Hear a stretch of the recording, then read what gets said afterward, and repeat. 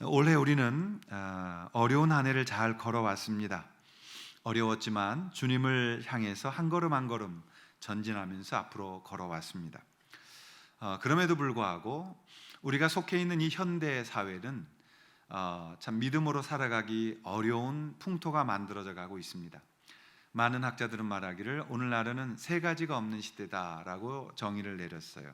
그래서 산무의 시대, 첫 번째 무기력한 시대, 두 번째 무감각한 시대, 그리고 세 번째 무관심한 시대를 살아가고 있다라고 말합니다. 어두운 마귀는 우리를 그렇게 자신에게 무릎 꿇게 만드는 세상의 유행, 세상의 풍조를 가지고 우리를 조종하고 있습니다. 마귀가 예수님을 시험했듯이 우리도 시험하고 있고, 거듭난 우리들이 하나님 앞에서 하나님의 목적대로 살아가는 것이 아니라 이 땅에서 풍요롭고 의식주를 해결해서 그냥 그렇게 잘 살다가 곱게 죽으라는 그런 평범한 죽음을 우리 가운데 유혹하고 있습니다. 그러나 예수님의 이름으로 거듭난 우리들은 풍요로운 의식주가 해결되어도 인생에 참된 목적이 없을 땐 우리 안에 공허하고 또 주님 안에서 목마름을 볼 수 있습니다. 그리고 우리는 주님의 길을 걸어야 된다는 사명을 우리에게 안에 계신 성령의 음성을 통해 듣게 되어집니다. 인생의 의미를 빼앗고 그냥 먹고 살며 의미가 없는 삶을 살아야 하니 인생의 소중함이나 삶에 대한 간절함이 오늘날은 사라져가고 있습니다. 여러분, 요즘 어린아이들 뿐만이 아니라 청소년들, 젊은이들 만나면 다 그래요. 사는 게 뭐 있나요? 그냥 즐기다 죽는 것이죠. 제가 대학 다닐 때, 그러니까 지금부터 30년 전만 해도 그때에는 많은 인생에 대한 치열함들을 우리가 선배들로부터 전수받았습니다. 학교 다니면서 선배들이 막 책을 읽게 해서, 사실 그때 당시 교회 다니면서 50권의 책을 교회가 선정하고 젊은이들은 이런 책을 읽어야 된다라는 그런 운동도 저는 경험한 적이 있습니다. 그때 읽으라고 했던 일반적 책들이 여러 가지가 있었습니다. 미래에 관한 책들, 그 중에 피터 드라커라는 분이 있었는데 그분이 쓴 책에 이런 내용이 있었던 것을 제가 기억합니다. 그 유명한 그때 당시에 우리 표어였어요. 뭐냐면 10분 후와 10년 후를 동시에 생각하라. 다시 말하면 지금의 10분이 너의 앞으로의 10년을 결정할 것이다 라는 말씀으로 들렸습니다. 그렇게 인생을 치열하게 살도록 도전했고 인생을 열심히 살 수 있도록 또 서로 도왔던 것이 사실입니다. 그런데 그것이 물론 물질주의에 빠지게 만드는 그런 부분에서는 다시 한번 돌이켜볼, 생각해야 될, 고민할 부분이 있지만, 그럼에도 불구하고 그때 당시에는 정말 인생을 정말 바쁘고 치열하게 살도록 그런 도전이 있었던 것을 볼 수 있습니다. 그러나 불과 30년 안쪽에 세상은 너무나도 변해서 먹고 즐기고 누리다가 죽으라는 단순한 죄의 삶이 인생의 목표가 되어져 있는 그런 죄의 길을 우리는 걸어가고 있습니다. 성탄절에도 좀 무거운 주제였지만 여러분들과 나누었던 것이, 우리의 교회가 목적이 있어야 하고 성탄의 힘은 주님이 주시는 그러한 목적 있는 인생이라는 것을 우리가 나누었습니다. 지금은 막혀버린 해외 방문, 또 해외 선교가 참 막혀 있지만, 우리가 선교지 다닐 때 여러분 여러 가지 또 여행의 의미도 있었기 때문에 공항에 가면 여러분 그러한 설렘이 있었잖아요. 비행기 탄다. 그 비행기 타는 게 얼마나 우리 안에 기쁨이었잖아요.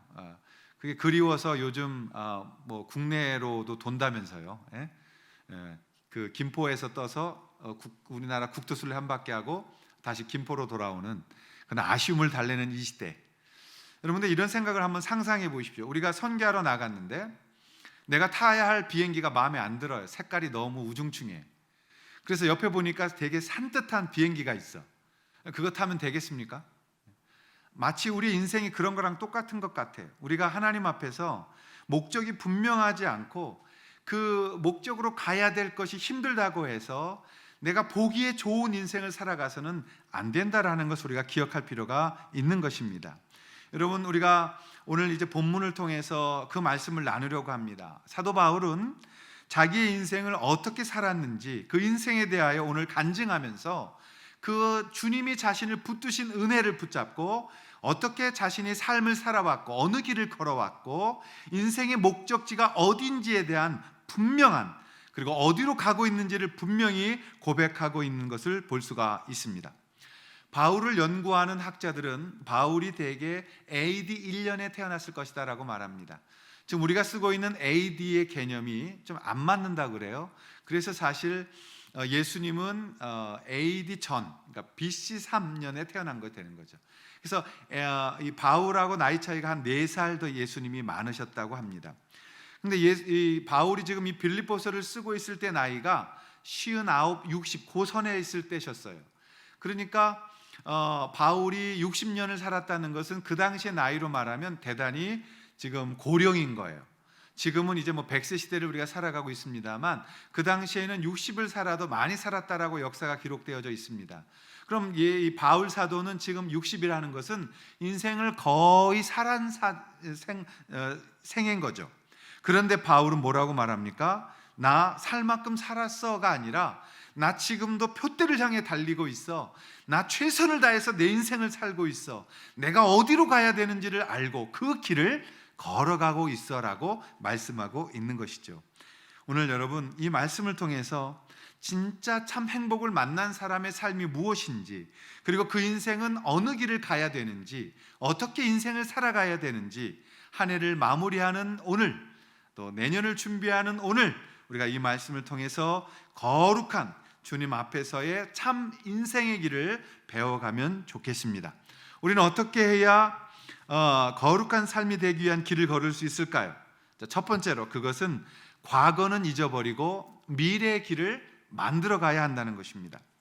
과거는 잊고 미래의 길을 만들어 가야 한다.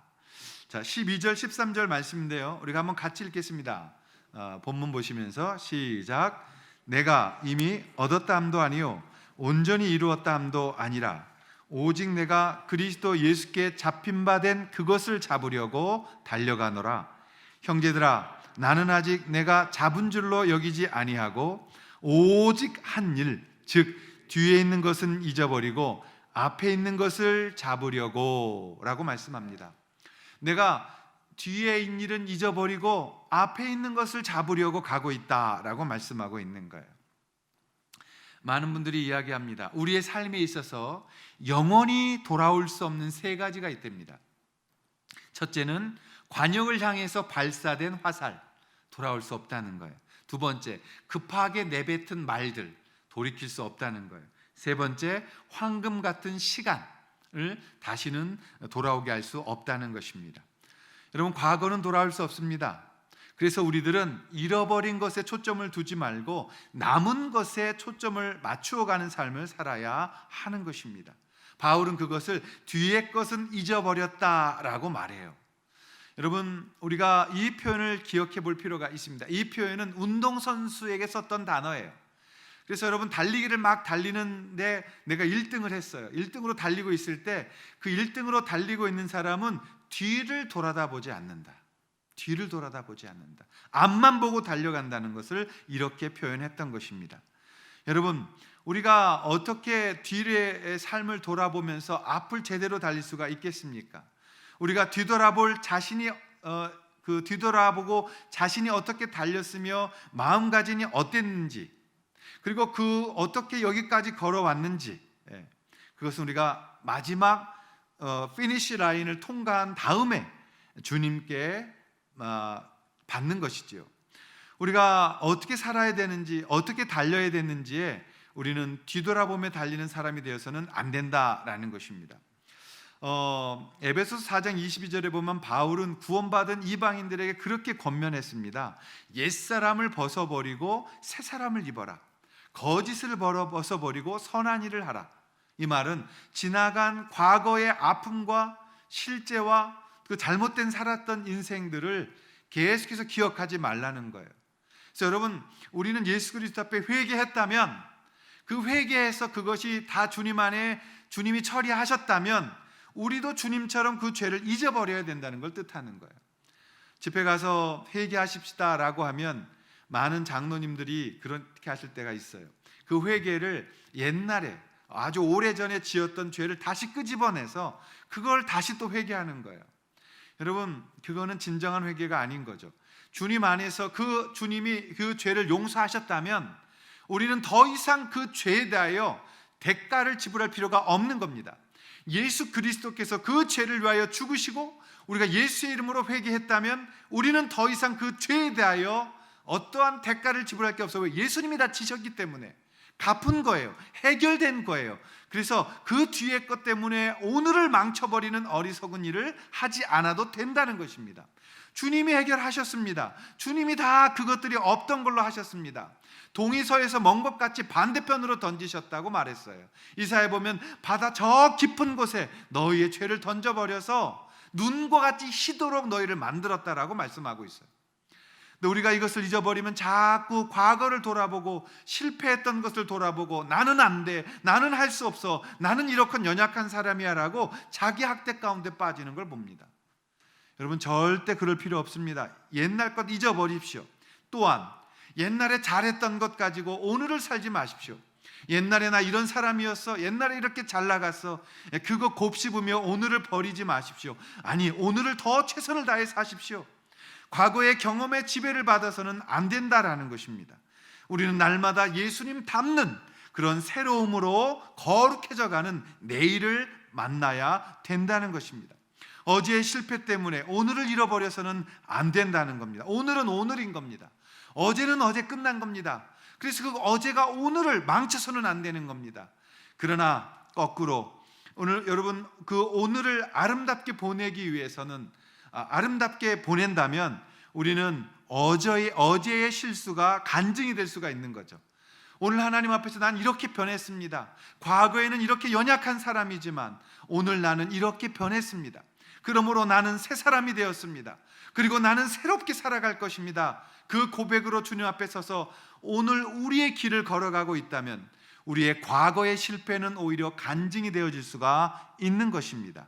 그러므로 우리가 과거를 바꿀 수는 없지만 과거의 의미를 바꿀 수는 있다는 것을 기억하시고 오늘을 아름답게 주님 앞에 드리는 사랑하는 여러분들이 되실 수 있기를 바랍니다. 1940년대에 에드먼드 힐러리라는 영국 청년이 있었습니다.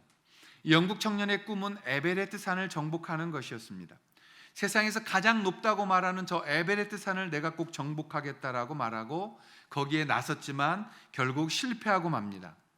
수많은 사람들이 에베레스트 산 정복에 실패했기 때문에 에드먼드 힐러리라는 청년의 이야기도 또 하나의 이야기가 될 수 있었습니다.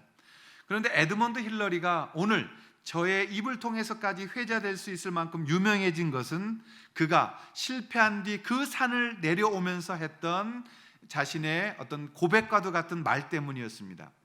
그 에드먼드 힐러리는 이 에베레스트 산 정복을 실패하고 내려오면서 그 산을 하산하는 길에 유명한 말을 남겼다고 합니다. 뭐라고 말했냐면, 에베레스트 산아, 너는 자라나지 못한다.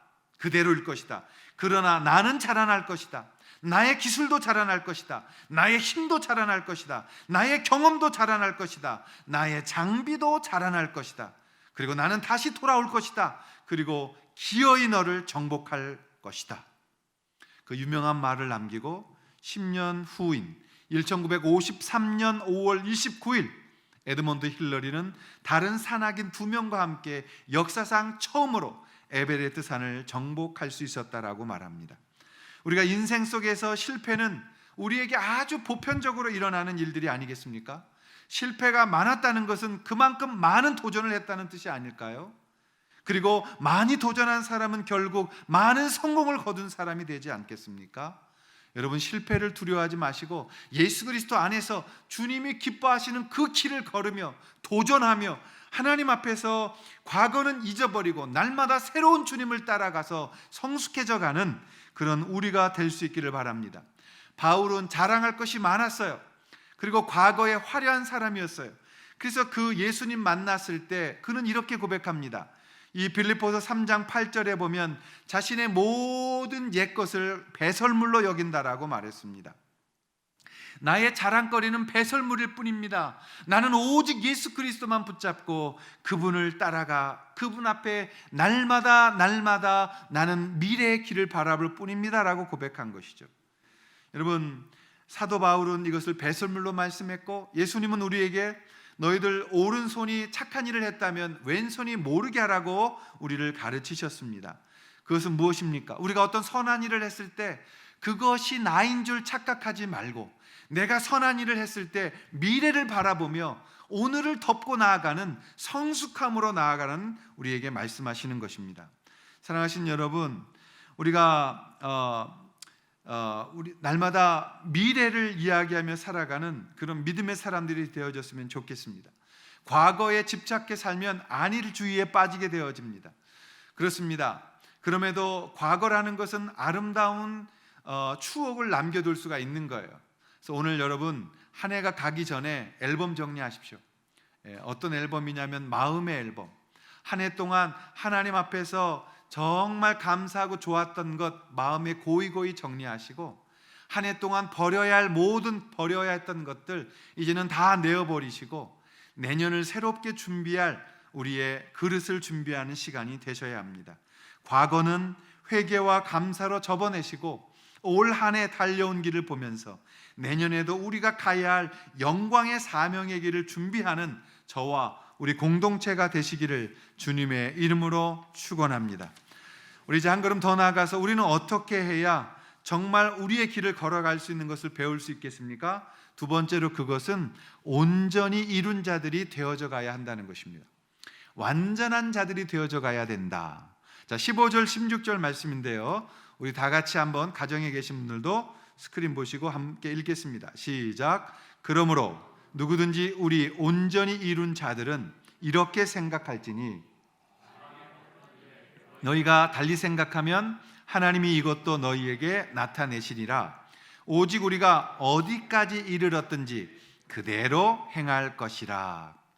여기에 보면 온전히 이룬 자들이라는 온전함이란 단어가 나옵니다.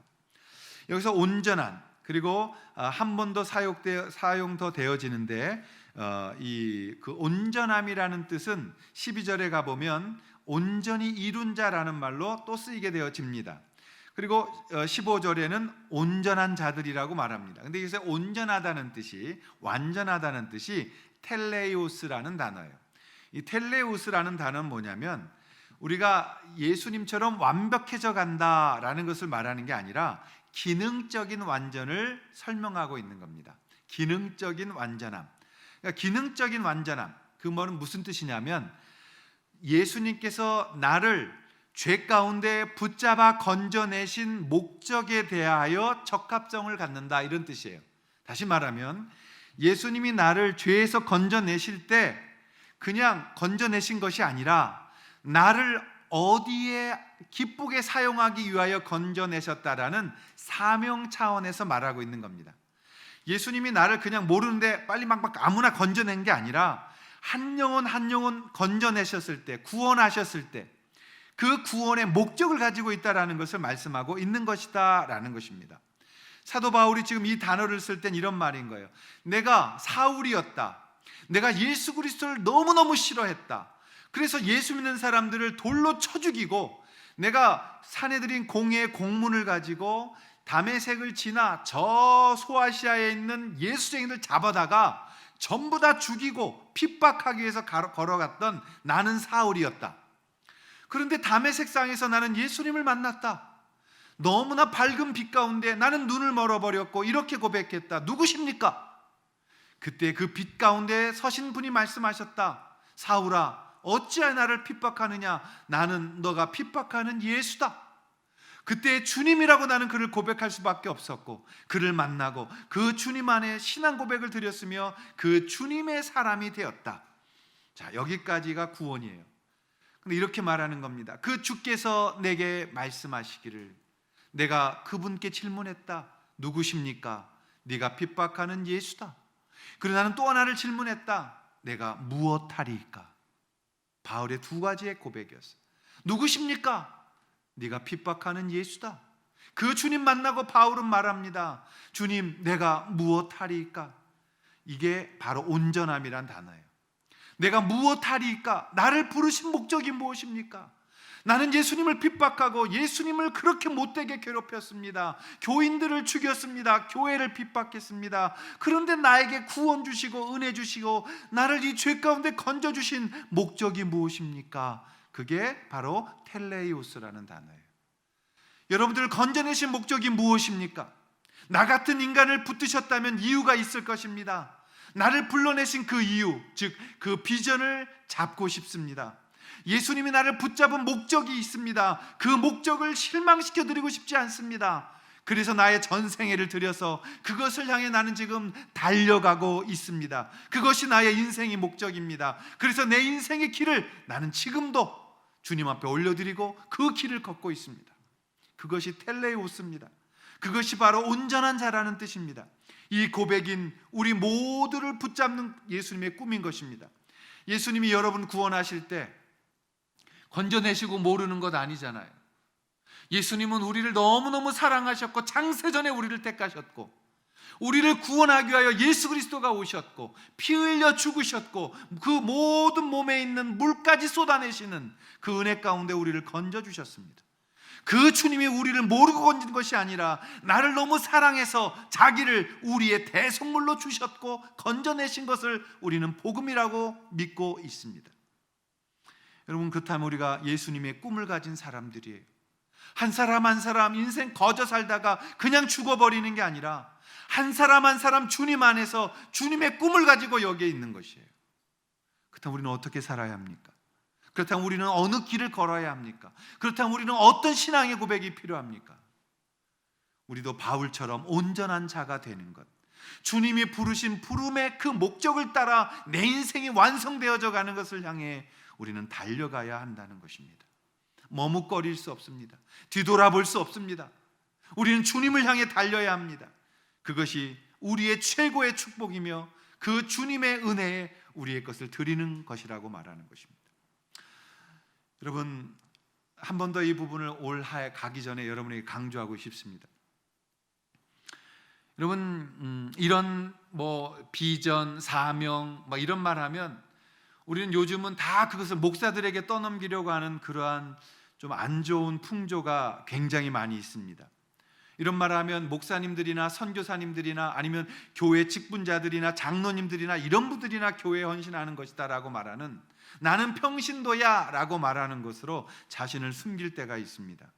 여러분, 그것이 얼마나 마귀가 중세에 뿌려놓은 함정인지를 여러 차례 말씀을 드렸습니다. 평신도란 없습니다. 평신도란 없습니다. 우리는 다 주님께 사명을 가지고 이 땅에 와 있는 사명자들인 것입니다. 아멘. 우리는 하나님 앞에 사명 때문에 살며 사명 때문에 부를 때 기쁨으로 주님께로 돌아가고자 하는 자들입니다. 사명으로 사는 것이지 평신도라는 말은 성경에도 없는 것이에요. 여러분, 평신도라는 것으로 우리가 숨어서는 안 되는 것이죠. 모든 믿는 자들은 제사장이다. All believers priesthood라는 것을 우리가 배웠습니다. 예수 그리스도를 믿는 사람들은 다 제사장이라고 베드로는 베드로서에 분명히 선포했습니다. 너희는 왕 같은 제사장이다. 왕 같은 제사장이다. 평신도로서 이 땅을 그냥 대충 먹고 살다 죽는 자들이 아니라 너희들은 다 왕 같은 제사장이라고 말씀하고 있어요. 여러분은 제사장이며 하나님 앞에 나아간 소명을 붙들고 이 땅을 살아가고 있는 거예요. 그래서 최선을 다해 살아야 되는 거죠. 오늘 여러분들이 모두 예수님께 붙들림 받아 목적 있는 삶을 살게 되시기를 주님의 이름으로 축원합니다.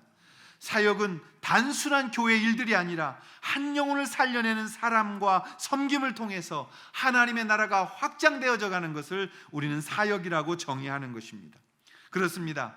우리는 날마다 실패하고 넘어지지만 그러나 넘어질 때마다 다시 일어나서 주님이 우리에게 허락하신 그 길을 가야 합니다.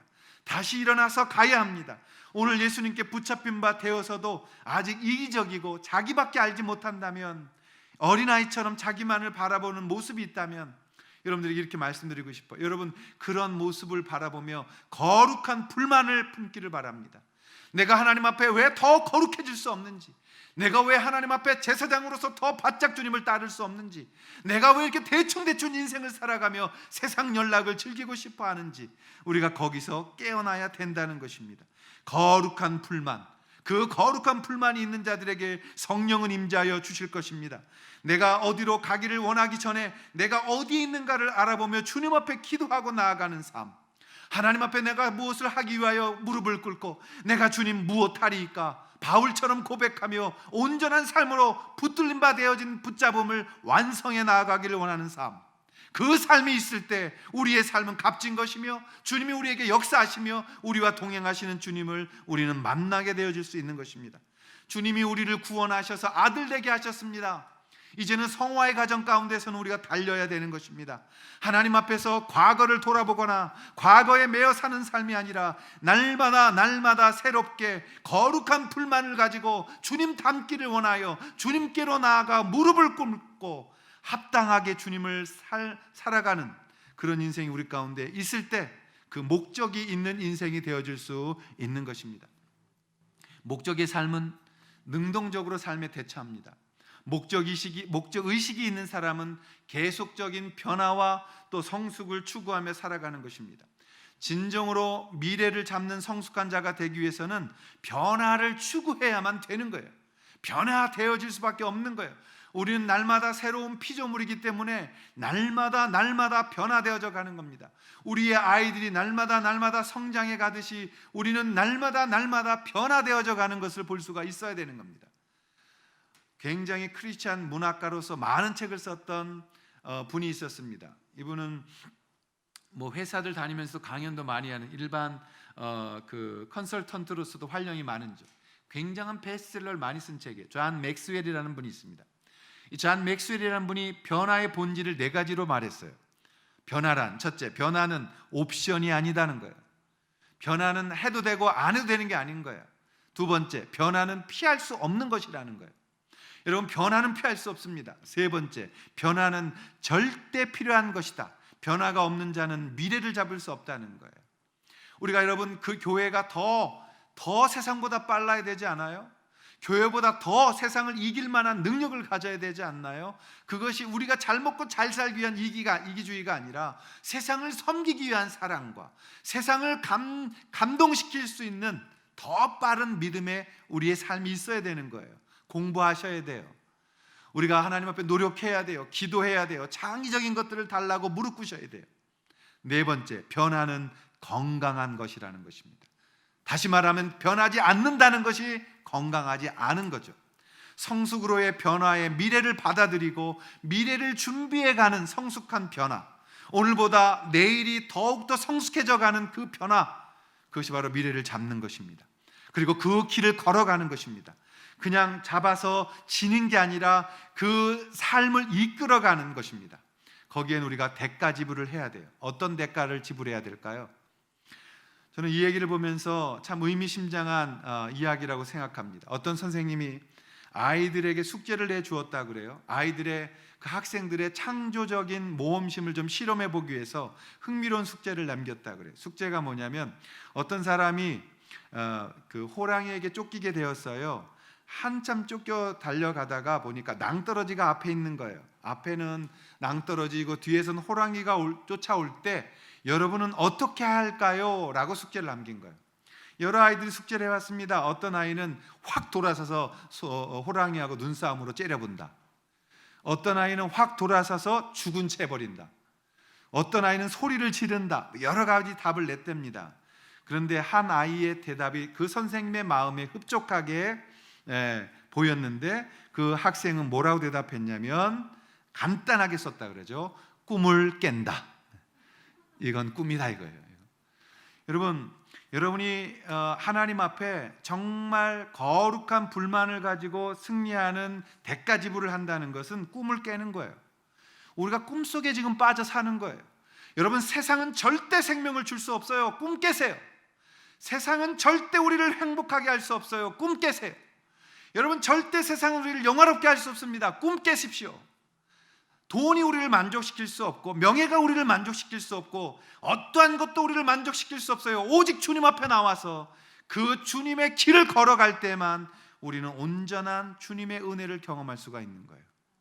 믿음 안에서 우리가 하나님 앞에 드리는 것만큼 받는 거예요. 우리가 하나님 앞에 기도하는 만큼 갈 수 있는 거예요. 우리가 하나님이 사랑하는 만큼 사랑받는 거예요. 그건 어쩔 수가 없는 거죠. 주님의 은혜는 동일하게 부어졌습니다. 그러나 그 은혜를 누리며 사용하는 것은 여러분들의 책임입니다. 주님이 덜 주시지 않았습니다. 동일하게 부으셨습니다. 넘치게 하셨습니다. 그 넘친 걸 가지고 사용하는 건 여러분들이 하셔야 되는 겁니다. 여러분, 올 한 해 아쉬웠다면, 우리가 허상에 살아왔다면 꿈 깨셔야 합니다. 하나님 앞에서 이 학생의 대답을 기억해 보십시오. 우리가 꿈에 취해일 때가 많이 있어요. 허상에 취할 때가 많이 있어요. 마귀가 유혹한 것에서 빠져나올 때가 너무나 많이 있어요. 오늘 것을 깨고 주께로 나와서 주는 살아계신 주님이시며 나의 하나님이신다라는 고백을 드리면서 우리가 이제 대가 지불할 준비를 하는 겁니다. 여러분, 대가 지불 없이 부자 되면 졸부되는 거예요. 대가 없이 돈 생기면, 대가 없이 여러분들이 어떤 일이 이루어지면 여러분 그것으로 여러분 망합니다. 여러분, 대가 지불 없이 유명하게 되면 사기꾼밖에 될 게 없는 거예요. 그 대가라는 것이 무엇이에요? 받을 만한 사람이 되어졌는가? 그것을 누릴 만한, 다스릴 만한 사람이 되어졌는가? 그것이 없이는 우리는 절대 주님 안에서 이 거룩한 성숙의 길을 걸을 수가 없는 것입니다. 바울은 말씀합니다. 자, 16절에 보시면 오직 우리가 어디까지 이르렀는지 그대로 행할 것이니라. 오늘 우리를 바로 알았다면 이제 그대로 나아가야 합니다. 우리가 어디까지 왔든지 가던 길 멈추지 말고 그대로 표대를 향해 달려가라. 지금은 우리가 모든 걸 이루었다 함도 아니요, 찾았다 함도 아니요, 나는 예수 그리스도를 아는 그 고상함을 위하여 나의 모든 것들을 내려놓고 실제적이고 그리고 정말 완전한 그 주님의 사랑을 향해 나는 달려가고 있다라고 말씀하고 있는 것입니다. 여러분, 올 한 해 참 최선을 다해 살아오셨습니다. 코로나라고 사람들이 안 된다고 말했지만 그래도 여전히 코로나 시대에도 돈 버는 사람들은 돈 법니다. 잘 되는 사람 잘 됩니다. 코로나 시대에도 하나님 앞에서 의미 있게 시간을 보내는 사람들은 의미 있게 보냅니다. 그냥 부정적이고 안 된다고 말하고 불평하는 그런 야당적인 기질 버리고 하나님 앞에 내가 실력을 가지고 내가 하나님 앞에 기쁨으로 오히려 우리의 삶을 하나님 앞에 올려드릴 수 있는 그런 능동적인 삶을 여러분이 사실 수 있기를 바랍니다. 할 수 있다, 하면 된다, 하나님이 나와 함께 하신다, 두려워하지 말라, 내가 너와 함께함이니라, 그런 사람들 속에 창조적인 능력이 나오는 거예요. 그걸 가지고 기도할 때 성령의 역사가 나타나는 거예요. 하나님 앞에 우리에게 기회를 달라고 기도할 때 하나님의 역사하여 주실 것이고 하나님은 우리와 함께 하신다는 것 아니겠어요? 바울은 13절에 형제들아 나는 아직 내가 잡은 줄로 여기지 아니하고 오직 한 일, 즉 뒤에 있는 것은 잊어버리고 앞에 있는 것을 잡으려고 달려가고 있다고 말합니다. 우리 인생에 오직 한 일, 즉 그 일을 찾아 변화되어야 하는 것입니다. 바울은 그 결과에 주님의 놀라운 인격적이며 영광스러운 상급이 있음을 분명히 보았고 그 분명히 본 것을 향해 달려가기 시작한 리얼한 현실적인 실제적인 것들을 붙잡고 있다고 말씀하고 있는 것이죠. 주님께 붙잡힌 우리들이 이 생명의 길, 영생의 길, 그리고 상금의 길을 다 함께 끝까지 걸어가실 수 있기를 부탁드립니다. 나고자 없이 코로나 핑계 대지 말고, 여러분 믿음 없으면 회개해야 되는 거지 상황 탓하지 말고, 여러분 언제나 주님 안에서 올바르게 서서 주님 의지하고 주님만 바라보며 주님 안에 승리하는 그런 축복의 길, 정말 진정한 길을 걸으시기를 주님의 이름으로 축원합니다.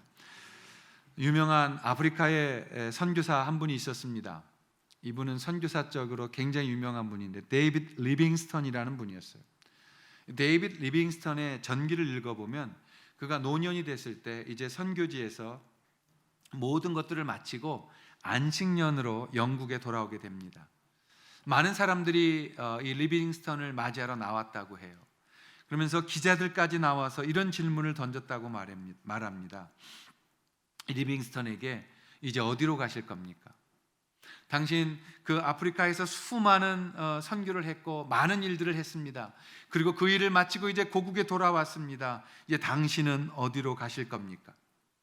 그때 리빙스턴은 망설이지 않고 의미심장한 대답을 했다고 합니다. 뭐라고 말했냐면, 나는 앞으로 나아가는 곳이면 어디든 갈 것입니다. 나는 앞으로 나아가는 길이라면 어디든 갈 것입니다. 그렇습니다. 이제 우리는 결코 뒤를 돌아보지 않습니다. 그리고 우리의 인생은 미래를 바라보며 주님과 함께하는 그 길을 걸어가는 것을 바라보고 올 한 해 수고하셨고 애쓰셨고, 그리고 주님이 여러분을 다 알고 계십니다. 이제 그 길을 다시 부여잡고 내년도에도 우리가 이 생명의 길, 그리고 복음의 길, 온전한 길, 그 길을 힘을 다하여 달려가는 여러분과 제가 될 수 있기를 주님의 이름으로 축원합니다. 기도하겠습니다. 우리 다 자리 일어나셔서 찬송가 635장입니다. 주기도문 찬양을 드리도록 하겠습니다.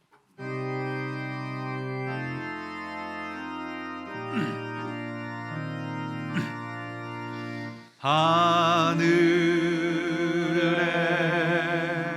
계신 아버지, 이름 거룩하사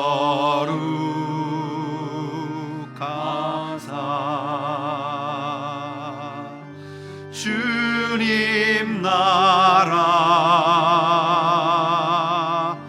임하시고 뜻이 이루어지이다.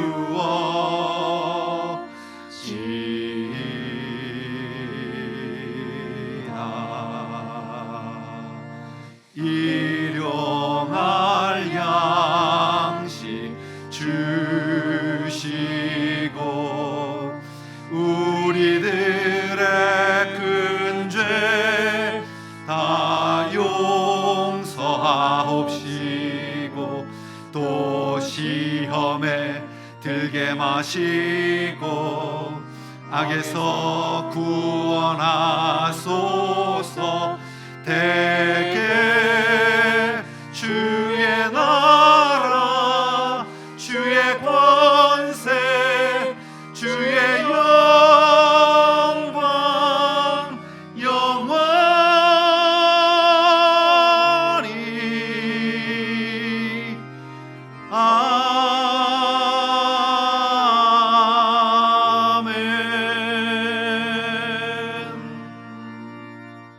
이제는 우리를 불러내신 예수 그리스도의 은혜와 하나님 아버지의 사랑하심과 성령님의 함께하심이 올 한 해를 마무리하면서 하나님, 우리가 주님과 함께 그 길을 걸어왔습니다라고 고백하고 앞으로도 그 길을 향하여 표대를 향해 달려가기를 원하는 사랑하는 모든 성도들의 신앙 고백과 머리 위에, 가정 위에, 교회 위에 지금으로부터 영원토록 함께하여 주시기를 간절히 축원하옵나이다.